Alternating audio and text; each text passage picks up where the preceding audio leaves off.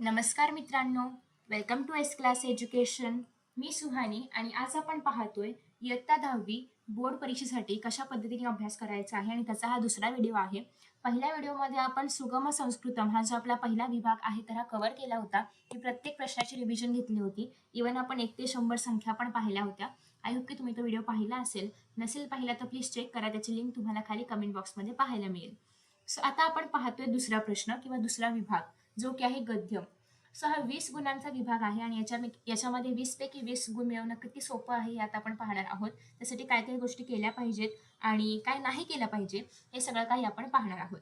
So as you all know की हे जे 20 गुण आहेत तर याच्यामध्ये तुम्हाला 7 गुणांचा आणि 7 गुणांचा म्हणजे एकूण 14 गुणांचे 2 तुम्हाला याच्यामध्ये गद्यांश असणार आहेत जे की पठित आहेत. ठीक आहे, तुमच्याच पुस्तकामध्ये असणार आहेत आणि 2 वेगवेगळे गद्यांश असणार आहेत. त्याच्यामध्ये तुम्हाला सेम पॅटर्न ऑफ क्वेश्चन्स विचारले जाणार आहेत. ठीक आहे, सो 7-7 मार्कांचे हे 2 गद्यांश आहेत 14 मार्कांचे. त्याच्यानंतर तुम्हाला 4 मार्कांसाठी एक छोटासा गद्यांश दिला जाईल आणि त्याच्यावरती तुम्हाला त्याचं भाषांतर लिहायचं आहे किंवा सरलार्थ लिहायचा आहे. हे 4 मार्कांसाठी. ठीक आहे, 18 मार्क झाले. 2 मार्कांसाठी तुम्हाला माध्यम भाषा उत्तर असा एक प्रश्न येतो. 2 पैकी तुम्हाला त्यापैकी कुठल्याही एका प्रश्नाचं उत्तर लिहायचं असतं. आता हे सगळे प्रश्न कुठून येणार हे सगळं मी तुम्हाला सांगणार आहे. सो प्लीज व्हिडिओ शेवटपर्यंत नक्की बघायचा आहे. काहीही स्किप न करता तुमचे 20 मार्क आज एकदम पक्के होणार आहेत. ठीक आहे, सो आता सगळ्यात पहिल्यानंतर जे गद्यांश आहेत ते कुठून विचारले जातात किंवा कोणते विचारले जातात. पहिली गोष्ट पठित असल्यामुळे आपल्याच टेक्स्टबुक मधले विचारले जातात आणि यातलं गद्यांशामध्ये काय काय येतं कारण असेही पाठ आहेत की जे तुम्हाला कधीच गद्यांशामधल्या प्रश्नोत्तरासाठी नाही विचारले जाणार, फक्त भाषांतरासाठी वगैरे विचारले जाणार. ठीक आहे, सो तुम्हाला जर हे आधीच कळलं तुम्हाला अभ्यास करताना सोपं पडेल. सगळ्यात पहिला पाठ जो आहे आद्य कृषक पृथुवैन्य, तर हा पाठ तुम्हाला भाषांतरासाठी विचारला जात नाही. हा फक्त आणि फक्त तुम्हाला प्रश्नोत्तरासाठीच विचारला जातो. ठीक आहे, सो हा पाठ फक्त प्रश्न दुसरा अ किंवा आ साठीच आहे. बाकी ठिकाणी तुम्हाला हा पाठ नाही पाहायला मिळणार. ओके, सो त्याच्यानंतर दुसरा आहे व्यसन मित्र परीक्षा सिमिलरली हा पाठ पण तुम्हाला प्रश्नोत्तरांसाठीच विचारला जातो. अमूल्यम कमलम सेम सह एव परमाणु हा पण पाठ तुम्हाला याच ठिकाणी विचारला जातो. आता तुम्ही जर या ठिकाणी प्रश्नांचे प्रकार पाहिले की कोणते प्रश्न येतात प्रश्न दुसरा अ आणि आ मध्ये त्यातल्या अवबोधनामध्ये, तर या ठिकाणी तुम्हाला आहे कह कम वदती म्हणजे कोण कोणास म्हणालं. तर मोस्टली हे जे संवादवाले पाठ असतात जसे की फॉर एक्झाम्पल स एव परमाणु आहे किंवा या ठिकाणी प्रतिपदम संस्कृतम आहे, तर हे संवादवाले पाठ आहेत. तर मोस्टली या पाठांमध्ये कह कम वदती हा प्रश्न युजली नाही विचारला जात. बट अगेन आपण गॅरंटी नाही देऊ शकत, बट आतापर्यंत जे काही अनालिसिस आहे त्याच्यामध्ये हा प्रश्न अजिबात म्हणजे मोस्टली नाहीच विचारला गेला या पाठांमध्ये. बाकी पाठांमध्ये हा प्रश्न येऊ शकतो कारण या पाठांमध्ये कह कम वदती लिहायला खूप इझी आहे ना, तुम्हाला डिरेक्टली उत्तर मिळेल, तुम्हाला काही अनालिसिस करायची गरज नाहीये. पण बाकी पाठांमध्ये असं नाहीये. त्याच्यामुळे हा प्रश्न वगळून जे इतर कुठलेही 4 आहेत ते येतात आणि त्यापैकी तुम्हाला कोणतेही 3 सोडवायचे असतात. ठीक आहे, ओके. पुढे आहे स एव परमाणु झाला. त्याच्यानंतर आहे धेनुर्व्याघ्र पलायते हा पाठ पण तुम्हाला प्रश्नोत्तरांसाठी येतो. त्याच्यानंतर आदि शंकराचार्य येतं. ओके, त्यानंतर पुढे आहे प्रतिपदम संस्कृतम हा पाठ विचारला जातो. ओके, सो मोजून तुम्ही जर पाहिलं तर किती पाठ आहेत 4 आणि 3 7. 7च पाठ तुम्हाला 14 मार्कांसाठी, यापैकी कोणतेही 2 तुम्हाला येतात 14 मार्कांसाठी, तर तुम्हाला त्याचा अभ्यास करायचा आहे. आता याच्यामध्ये कोणते कोणते प्रश्न येतात तर फॉर एक्झाम्पल तुम्हाला जर एक एक्झाम्पल म्हणून बघायचं झालं तर आपण पहिलाच पाठ जो आहे तर तो बघूया, कारण तो मोस्टली सगळ्या जणांनी वाचला असावा म्हणून मी तोच पाठ घेते. तर या पाठामधला तुम्हाला साधारणतः एवढा जो पॅराग्राफ आहे तर एवढा पॅराग्राफ एक्झामला दिला जातो आणि याच्यावरती तुम्हाला प्रश्न विचारले जातात. आता याच्यावरती प्रश्नांचे प्रकार काय आहेत तर पहिला प्रकार आहे ते म्हणजे उचितम कारणम चित्वा वाक्यम पुनर्लिखत, म्हणजे तुम्हाला काहीतरी कारण निवडून देण्यासाठी विचारलं जाईल की फॉर एक्झाम्पल हा असा एखादा प्रश्न येऊ शकतो की शृगालह स्वार्थ हेतूना डॅश दिलायमध्ये सह मैत्रम एच्छत. आता मृगेनं की काकेनं, तर अर्थात या ठिकाणी मृगेनं. मग तुम्हाला दोघांपैकी जे बरोबर असेल त्याचं उत्तर या ठिकाणी लिहायचंय असे प्रश्न येतात. किंवा अशा पद्धतीने तुम्हाला एक वाक्य दिलं जाईल आणि हे काहीतरी घडले, काय घडले, ऋतुवैन्य स्वप्रजा दृष्ट्वा चिंताकुलः जातः यतः, म्हणजे राजा पृथुवैन्य स्वतःच्या प्रजेला पाहून चिंताकुल झाला. का झाला तर पहिला आहे तस्य प्रजाजनाः परस्परम वादविवादम कुर्वन्ति, त्याचे प्रजनन आपापसामध्ये वादविवाद करत होते. दुसरा आहे तस्य प्रजननः पशुवत जीवन्ति, की त्याचं प्रजनन पशूंप्रमाणे जीवन जगत होतं. करेक्ट आन्सर काय आहे? सेकंड. सो याचं उत्तर लिहिताना किती मार्कांसाठी आहे तुम्हाला हे? एक मिनिट इरेज करूया आपण. हे एका मार्कांसाठी आहे आणि तुम्हाला अशा प्रकारची 2 कारणं दिली जाणार आहेत अर्ध्या मार्काची. ठीक आहे. इथं काय सांगितलंय? वाक्यम पुनर्लिखत, म्हणजे हे जे काही कारण आहे ते कारण इथे लिहायचं आणि हे पूर्ण वाक्य तुमचं उत्तरामध्ये असलं पाहिजे. या कारणाच्या खाली अंडरलाईन असलं पाहिजे. तर याच फॉर्मॅटमध्ये तुम्हाला आन्सर लिहायचंय. कोणी जर फक्त तस्य प्रजननः पशु व जीवन एवढंच लिहून आलं, हे वाक्य नाही लिहिलं तर तुमचे मार्क्स जाणार, अर्धा मार्क अजिबात मिळणार नाही. ठीक आहे. सो ट्राय करा की ज्या फॉर्मॅटमध्ये उत्तर अपेक्षित आहे त्याच फॉर्मॅटमध्ये लिहायचंय. ओके. तर असे प्रश्न तुम्हाला या प्रश्न प्रकारामध्ये 2 विचारले जाणार. रिक्त स्थानामध्ये ते जे काही उत्तर आहे, जे काही कारण आहे तर ते भरायचं. नेक्स्ट आहे कह कम वदती, कोण कोणास म्हणाले. आता या ठिकाणी तुम्ही जर पाहिलं,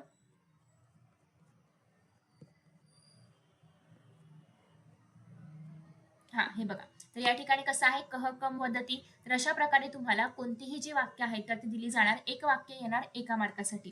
ठीक आहे. कुठलंही वाक्य दिलं जाईल आणि विचारलं जाईल की कह कम वदती.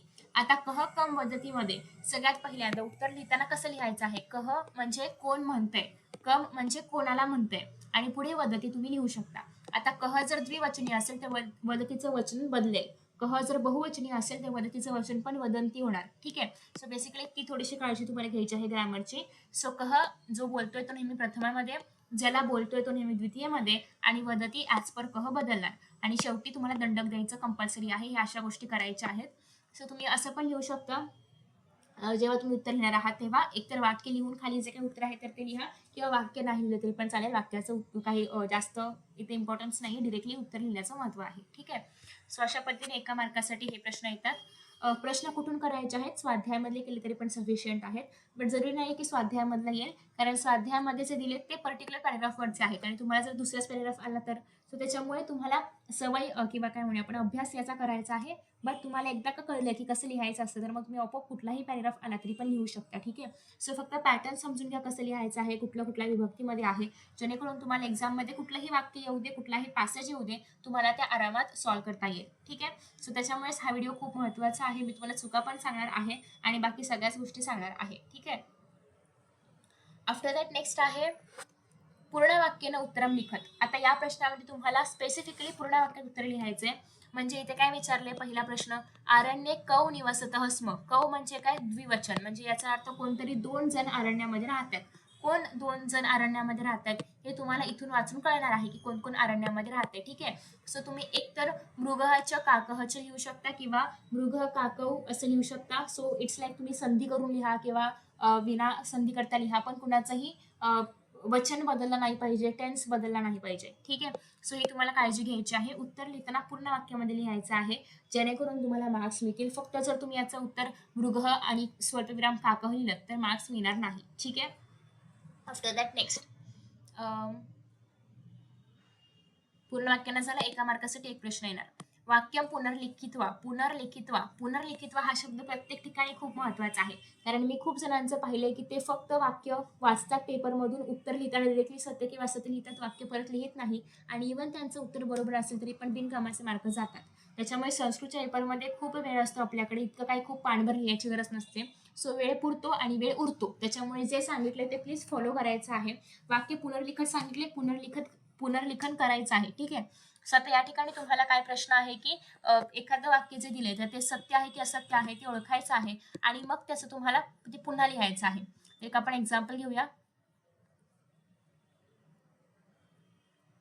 No examples. हाव. ठीक आहे. मी कुठलंही एखादं एक्झाम्पल घेते जस्ट टू मेक शुअर की तुम्हाला याचं उत्तर कसं लिहायचं हे कळावं यासाठी.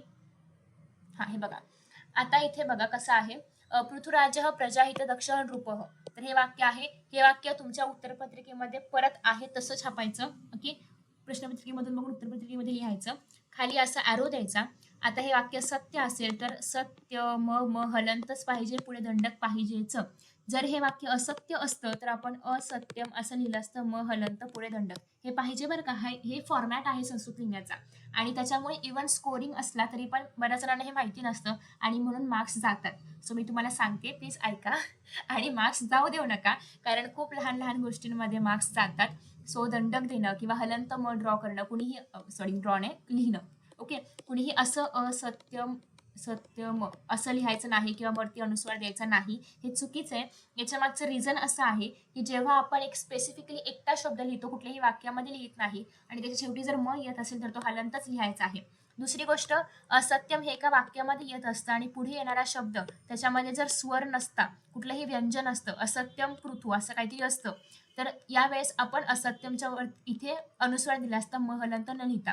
किंवा असत्यमच्या पुढे जर कुठलाही स्वर येतोय, असत्यम अस्ति लिहिलं, ठीक आहे आपण, तर अशा केसमध्ये परत हलंत म लिहायचा.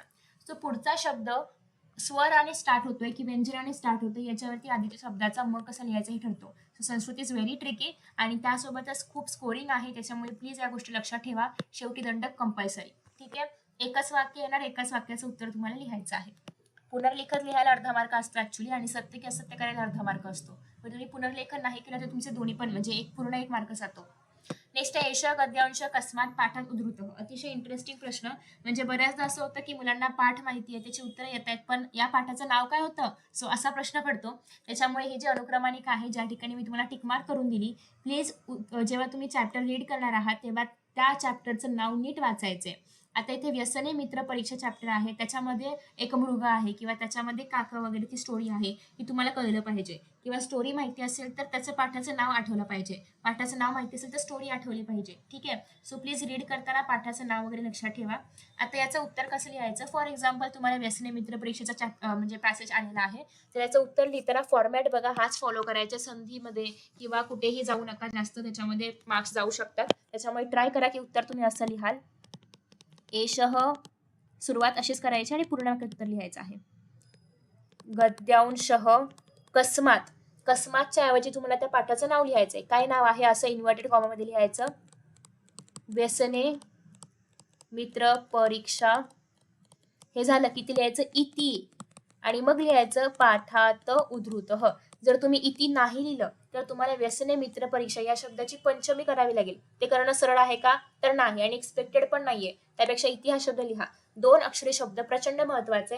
नाही लिहिलात तर तुम्हाला व्यसने मित्र परीक्षाची पंचमी करावी लागेल, जी एक्सपेक्टेड नाहीये आणि सोपीही नाहीये. त्याच्यामुळे इति हा शब्द लिहायचा आहे कंपल्सरी, आणि याला इन्व्हर्टेड कॉमामध्ये टाकायचं आहे. खाली अंडरलाईन पण करा, अजून सुंदर वाटेल. ठीक आहे, सो असं नाही लिहिलं तर 1 मार्क जाईल. सो त्याच्यामुळे हातचे मार्क प्लीज घालवू नका. एषः गद्यांशः व्यसने मित्र परीक्षा इति पाठात उद्धृतः आणि पुढे दंडक. ठीक आहे, हा शब्द तुम्हाला इथे पाहायला मिळेल. सो फक्त कस्मांच्या ऐवजी तुम्हाला चॅप्टरचं नाव लिहायचं आणि पुढे इति लिहायचं कंपल्सरी. ठीक आहे, नाही लिहिलं तर त्या अर्थाचा अनर्थ होईल आणि ग्रामरमध्ये मार्क्स जातील. सो असं कोणी काही करायचं नाही उद्योग. ठीक आहे, हे लक्षात ठेवा. नेक्स्ट आहे, आता या ठिकाणी तुम्हाला 6 प्रश्न प्रकार पाहायला मिळत आहेत, पण एक्झाममध्ये ऍक्च्युली कुठलेही 4च प्रश्न प्रकार येणार आणि त्यातलेही तुम्हाला कुठलेही 3 सोडवायचे आहेत. इथे फक्त त्यांनी एक्झाम्पलसाठी कुठले येऊ शकतात हे सांगितले. अमरकोशात शब्दम योजयित्वा वाक्यम पुनर्लिखत, पुन्हा एकदा पुनर्लिखत. या ठिकाणी तुम्हाला एक कुठलाही एखादं वाक्य दिलं जाईल. काही एक्झाम्पलसाठी आहे का, हा कुठलंही या ठिकाणी असं एक वाक्य दिलं जाईल जे त्या पॅराग्राफमध्ये आहे. मी तुम्हाला त्या रॅन्डमली सांगते कुठली पण वाक्य, बट तुम्हाला एक्झाम मध्ये मात्र त्याच पॅराग्राफमध्ये येणार. आता मी कुठलाही पॅराग्राफ नाही घेतलाय स्पेसिफिकली, सो मी तुम्हाला जस्ट एक्झाम्पल्स देते. सो आता इथे बघा असं सांगितलंय, अरण्ये मृगः काकः च स्नेहेन निवसतः. म्हणजे काय, अरण्यामध्ये मृग आणि काक दोघं पण आनंदाने किंवा प्रेमाने राहत होती. आता मृगहाच्या खाली अंडरलाईन आहे, यासाठी तुम्हाला मृगः याला अमरकोशामध्ये कुठला शब्द आहे तो लिहायचा आहे. प्लीज अमरकोशामधलाच लिहायचा, हा कुठलाही तुक्का मारायचा नाही. अमरकोश तुम्हाला पेज नंबर 117 वरती पाहायला मिळतोय. मृगहासाठी कुठला शब्द आहे, तर कुरगह लिहू शकता, वातायुः, हरिणः, हे शब्द तुम्ही यापैकी कुठलाही एखादा शब्द लिहू शकता. सगळ्यात महत्वाची गोष्ट, मला असेही प्रश्न विचारण्यात आलेले आहेत की अमरकोश आपल्याला पेपरमध्ये देतात का, तर नाही, अमरकोश पेपरमध्ये दिला जात नाही. तुम्हाला हे उत्तर पाठ करून जायचं असतं किंवा हे शब्द पाठ करून जायचे असतात. मग दुसरा प्रश्न असा येतो माझ्याकडे की एवढे सगळे शब्द कसे पाठ करायचे, तर माझं म्हणणं असं आहे की कुणी सांगितलं एवढे शब्द पाठ करायचे आहेत. तुम्ही जर एक टिक वापरली तर या ठिकाणी काय आहे, हे तुम्हाला राजा माहिती आहे, राजाला नृपः म्हणतात, हे पण कळलं असेल पहिल्या चॅप्टर मधून. तर बस 2च शब्द तुम्हाला लक्षात ठेवायचे आहेत. एक तर इकडचे जे कुठला कलर आहे, हा ब्ल्यू, हा एक तर हा ब्ल्यू कलर मधले जे शब्द आहेत ते तुम्हाला मोस्टली एक्झाम मध्ये येतात आणि त्यासाठी तुम्हाला या पॅसेज मधली म्हणजे या कॉलम मधली जे काही उत्तर आहेत तर ती लिहायची असतात. सो तुम्हाला राजा माहितीये, नृप लक्षात ठेवा, भूमी ही माहिती आहे, यातलं जे तुम्हाला इझी वाटेल असा कुठलाही एक शब्द तुम्ही लक्षात ठेवायचा आहे, कारण एक्झाम मध्ये हे ब्ल्यू वाले शब्द येतात आणि तुम्हाला त्यासाठी या कॉलम मधला शब्द वापरायचा असतो. सो एवढं नाही लक्षात ठेवायचं, जे तुम्हाला इझी वाटतंय. आता कुरघापेक्षा हरिण ही इझी आहे, हरिण लक्षात ठेवा. कृषकहला कृषिकह इझी आहे, ते लक्षात ठेवा. तडागह असेल तर यासाठी काय कुठे गेलं, पद्माकर ही इझी आहे, हे लक्षात ठेवा. सो रवी ही असेल तर सूर्य, रवी म्हणजे काय, सूर्य. सो सूर्यासाठी सविता इझी आहे, भानु इझी आहे. तर जे कुठलं तुम्हाला माहिती असणारा शब्द आहे, कुठलाही एक शब्द तुम्हाला लक्षात ठेवायचा आहे, सगळं करायची गरज नाहीये. आणि संस्कृत इज ऑल अबाउट पाठांतर, त्याच्यामुळे तुम्हाला एक तरी शब्द यासाठी लक्षात ठेवावा लागणार. ठीक आहे. आणि तुम्हाला स्पेसिफिकली वाक्य परत लिहायचंय, मृगाच्या ऐवजी हरिणह लिहायचंय, त्याला खाली अंडरलाईन करायचंय आणि मगच हे उत्तर कम्प्लीट होईल. ठीक आहे. सो पॅटर्न फॉलो करायचा आहे. दुसरी गोष्ट, अमर कोशामधला शब्द लिहिला तरच मार्क मिळणार आहे. तुमच्या मनाचा कुठलाही शब्द लिहिला, इव्हन तो बरोबर जरी असला तरी पण त्याला मार्क्स मिळणार नाही. ते अमर कोशामध्ये आहे का, आहे, मग मार्क्स मिळणार. ठीक आहे. तर या पद्धतीने तुम्हाला याची उत्तरं लिहायची आहेत. After that next question. So हे झालं, तर हे पॅटर्न असणार आहेत आपल्या पेपरचे. आणि याच्यामध्ये मोस्टली जर तुम्हाला प्रश्न चूज करायचे असतील तर आधीच चूज करा, कारण चारपैकी कोणते 3 लिहायचे तुमच्याकडे ऑप्शन आहे एखादा प्रश्न स्किप करण्याचा. सो ज्याचं उत्तर तुम्हाला अजिबात माहिती नाहीये तो प्रश्न स्किप करायचा आहे. शब्द ज्ञानामध्ये तुमच्याकडे अगेन 1, 2, 3, 4, 5 प्रश्न प्रकार आहेत, त्यापैकी कोणतेही 3 एक्झामला येतात आणि त्यातलाही तुम्हाला 2च सॉल्व्ह करायचं असतं. ठीक आहे. आता बघा, पहिला आहे 2 धातुसाधित अव्यये अथवा विभक्त्यंत पदी चित्वा लिखत. म्हणजेच काय, की तुम्हाला पॅरेग्राफ मधून कुठलेही 2 धातुसहित अव्यय निवडून लिहायचे आहेत किंवा विभक्त्यंत पदे लिहायचे आहेत. एखादं एक्झाम्पल शोधते मी, आहे का.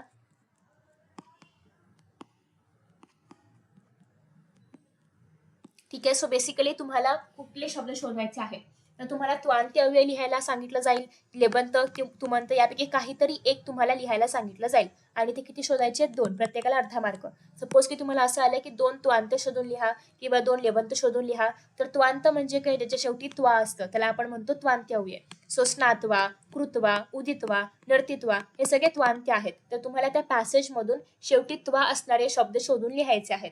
जर लेबंत असेल तर याचा अर्थ काय, शेवटी म्य किंवा असे अर्थ जोडलेले शब्द आले पाहिजेत. विचित्य असेल, उपगम्य असेल, विक्ष असेल, प्रारब्ध असेल, असं जर जोडाक्षर म्हणूया, जोड शब्द नाही, जोडाक्षर जर आलं शेवटी तर याचा अर्थ चान्सेस आहेत की ते लेबंत असणार. चान्सेस, हा, प्रत्येक जोडाक्षर शेवटी असणारा शब्द लेबंत असेल असं काही कंपल्शन नाहीये, पण चान्सेस आहेत की तो कसा असणार आहे, लेबंत असणार आहे. ठीक आहे. त्वांत आणि तुमंत ओळखणं इझी आहे. शेवटी तुम आलं की तुमंत, तू आलं की त्वांत. पण लेबंतला थोडंसं तुम्हाला विचार करावा लागेल. सो असे शब्द तुम्हाला चॅप्टर मधून शोधून लिहायचे असतात. फॉर एक्झाम्पल, जर आपण हा चॅप्टर घेतला तर या ठिकाणी आपण आता त्वांत शोधूया. ज्ञात्वा, हा बघा, हा त्वांत आहे. तर अशा प्रकारे दृष्टवा, तर अशा प्रकारे तुम्हाला जे वाक्य आहे तर ते लिहायचे असतात त्वांत मध्ये. ठीक आहे. त्वांत इज बेसिकली त्व आले अंतला. ठीक आहे. सो असे 2 शब्द तुम्हाला जे स्पेसिफाय केलं असेल ते शोधून लिहायचं आहे. दुसरा आहे प्रश्न निर्माणम कुरुत. आता अगेन आपण एखादं एक्झाम्पल घेऊया. या ठिकाणी आहे प्रयाग क्षेत्रे पृथुराजस्य राजधानी आसीत. आता कुठे, प्रयाग क्षेत्रामध्ये पृथ्वीराजाची राजधानी आहे. आपण प्रश्न काय विचारणार, कुठे आहे. ठीक आहे. म्हणजे कस्मिन क्षेत्रे असा एक प्रश्न बनेल किंवा कुत्र असा एक प्रश्न बनेल. ठीक आहे. असं तुम्ही कुठल्याही दोघांपैकी घेऊ शकता इथे शब्द. शक्यतो कुत्र घ्या, कारण कस्मिन क्षेत्रे जर आपण घेतलं तर फक्त प्रयागच्या खाली अंडरलाईन असायला हवी होती. ठीक आहे. आता नेक्स्ट आहे, जेव्हा तुम्ही प्रश्न निर्माण कराल तेव्हा त्याच्या खाली अंडरलाईन पाहिजे आणि शेवटी प्रश्नचिन्ह पाहिजे. बऱ्याचदा मुलं हे प्रश्नचिन्ह द्यायला विसरतात आणि प्रश्न तयार करून पण त्याला मार्क्स मिळत नाहीत. ठीक आहे. सो प्रश्नचिन्ह इज व्हेरी इम्पॉर्टंट, कारण प्रश्नचिन्ह स्पेसिफाय करते की तुमचं उत्तर किंवा तुमचं जे काही वाक्य आहे तर ते प्रश्नार्थक आहे. ठीक आहे. सो प्रश्नचिन्ह देणं गरजेचं आहे आणि जो काही तुम्ही प्रश्नार्थक शब्द वापरणार आहात त्याच्या खाली अंडरलाईन करणं पण तितकंच गरजेचं आहे. ठीक आहे. सो हे एका मार्कासाठी एक प्रश्न किंवा एक प्रश्न निर्माणम. नेक्स्ट आहे विशेषण विशेष्य जोडी लिहायची आहे, मेलनम करायची आहे किंवा शोधायची आहे. ठीक आहे. अगेन आपण एखादं एक्झाम्पल घेऊया.